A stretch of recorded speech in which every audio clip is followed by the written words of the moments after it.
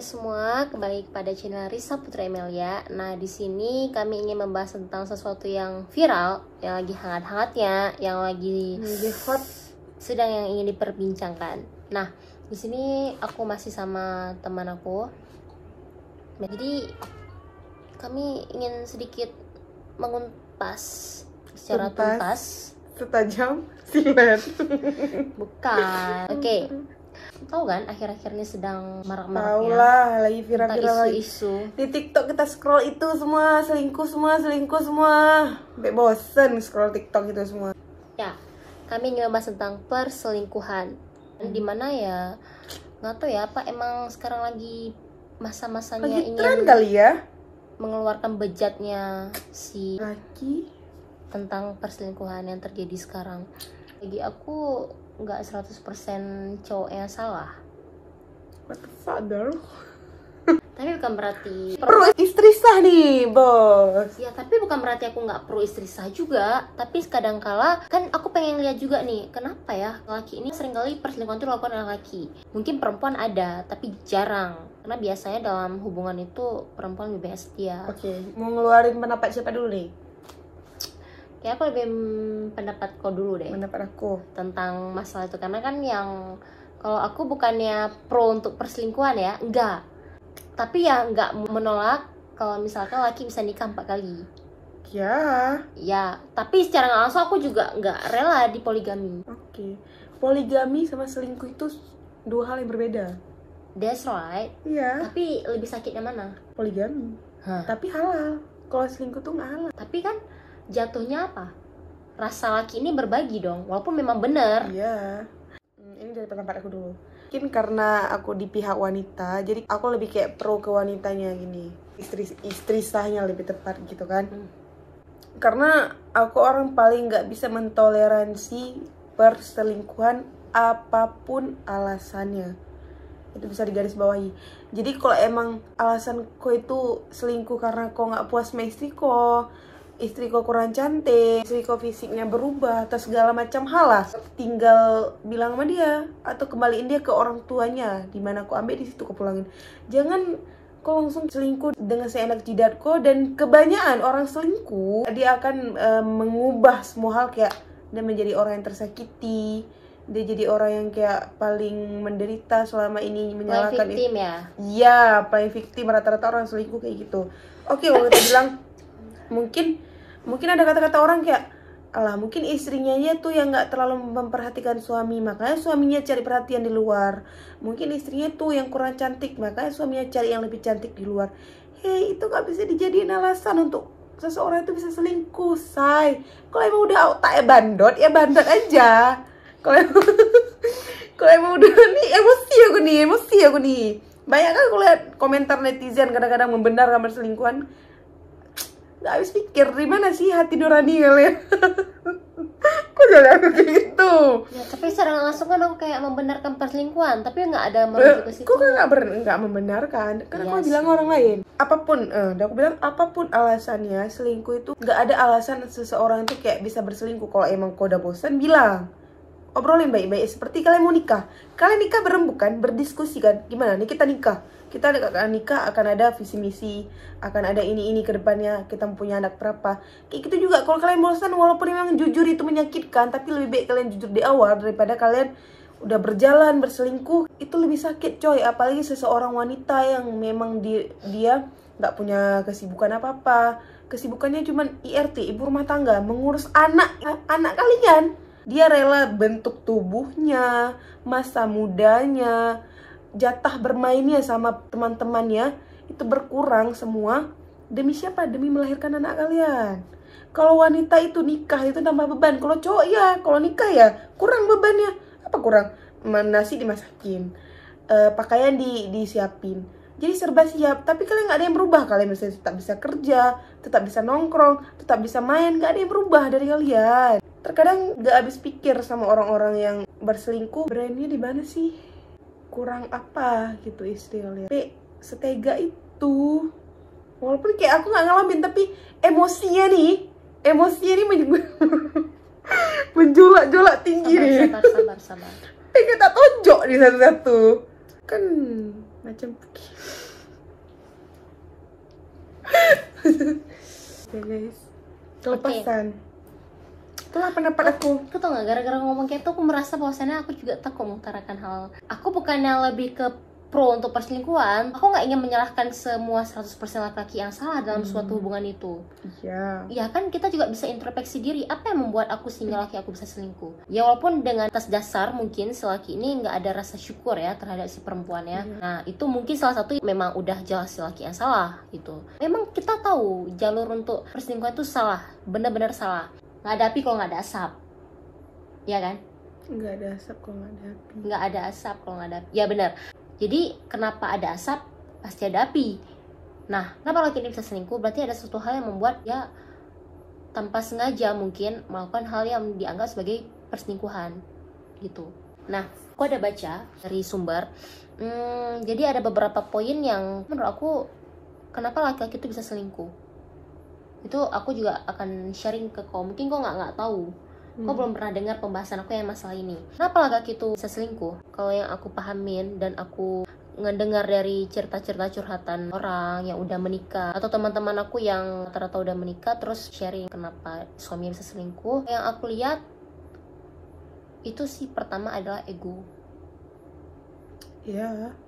Ego antara laki-laki dan si perempuan nih. Karena aku mikir gini ya, mungkin karena aku belum pernah pacaran, aku belum pernah nikah, jadi aku juga nggak bisa ngasal ngomong. Tapi secara garis besar menghadapi hal yang kayak gitu, ya kan? Cuman aku mikir gini, kalau misalnya memang permasalahannya adalah ego, apa sih yang mau kita tinggikan kepada pasangan? Apa sih yang mau kita permasalahkan? Apa yang mau sih kita perdebatkan dengan si pasangan ini? Udahlah, ini pasangan kok loh, maunya damai-damai aja gitu. Kalau misalkan memang masalah ego itu kan sesuatu hal yang memang ada dalam diri kita sendiri. Memang masing-masing setiap manusia itu memang memiliki ego masing-masing. Tapi bedanya kita dengan yang lain adalah bagaimana caranya kita untuk memendam rasa ego itu. Contoh nih, misalkan aku udah nikah, terus punya suami. Apa yang aku egokan? Suami aku nih mau menjaga privasinya. Dia nggak bisa nih buat buka tentang sosial media. Dia nggak suka untuk dikecek HP-nya. Sedangkan aku tipikal yang perempuan yang cemburuan. Aku pengen tahu nih apa sih si HP laki aku sampai laki aku tuh nggak mau ngasih ke aku. Sedangkan aku memberikan semuanya ke laki aku. Kalau misalnya kita bilang si laki ini nggak mau HP-nya di otak-atik, sedangkan HP aku boleh di otak-atik oleh si laki ini. Fair dong. Berarti nggak fair kan jatuhnya. Dan bahkan kalau misalkan kita bilang laki ini lebih egois gitu daripada akunya. Sebenarnya kalau misalkan balik lagi kan kayak apa sih yang mau kita iniin?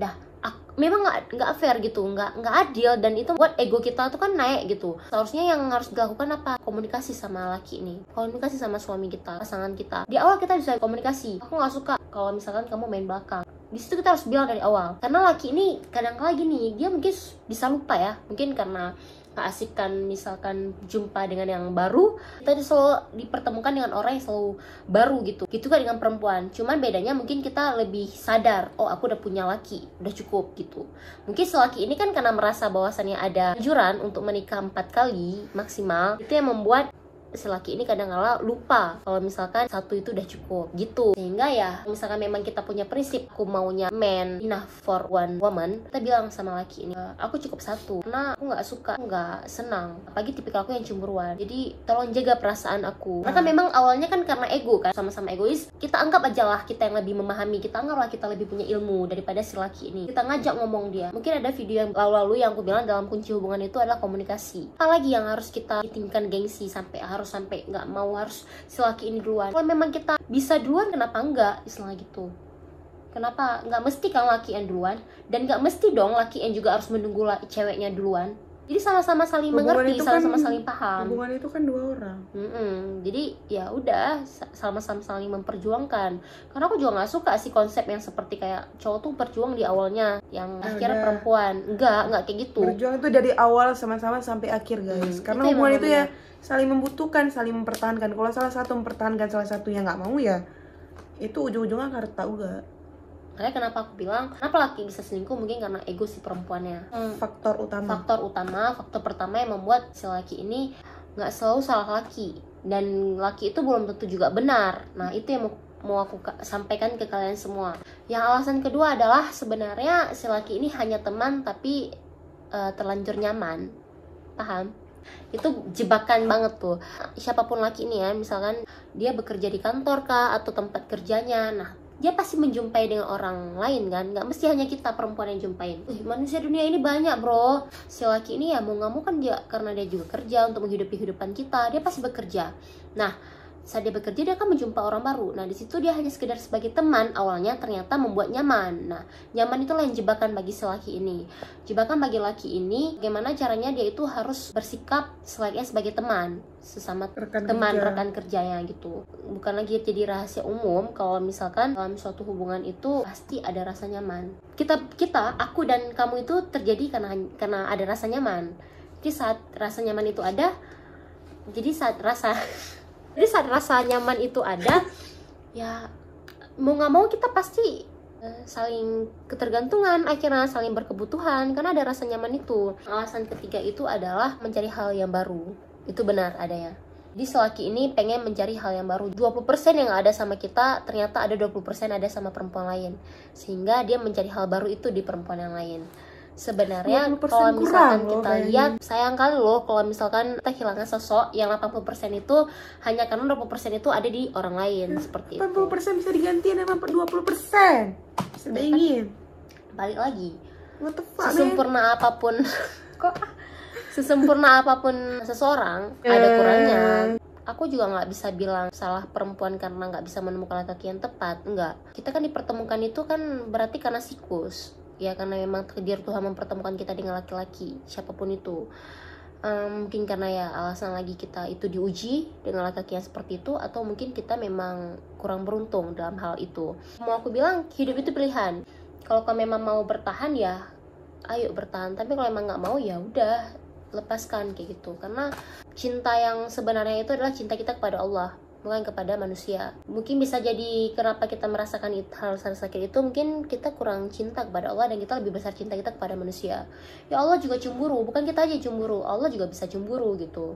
Makanya kenapa balik lagi ada beberapa hal yang aku katakan alasan kenapa laki-laki itu bisa selingkuh. Itu menurut dari yang aku baca.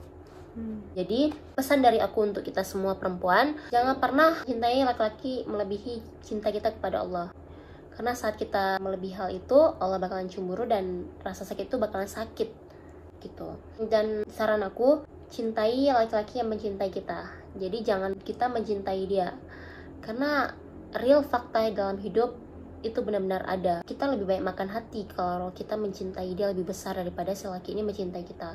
Dan yang aku pahami lagi, hubungan itu lebih kuat, hubungan itu lebih bertahan lama kalau misalkan cinta itu lebih besar ada di lakinya, bukan di perempuannya. Jadi diingat baik-baik.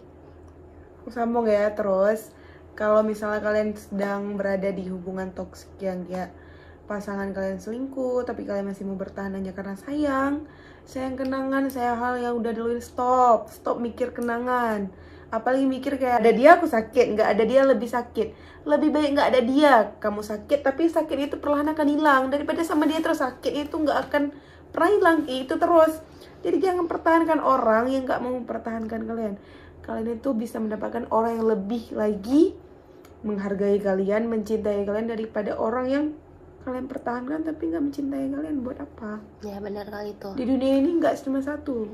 Memang kita gampang ngomong untuk ngejalanin itu susah, tapi aku yakin kalian bisa.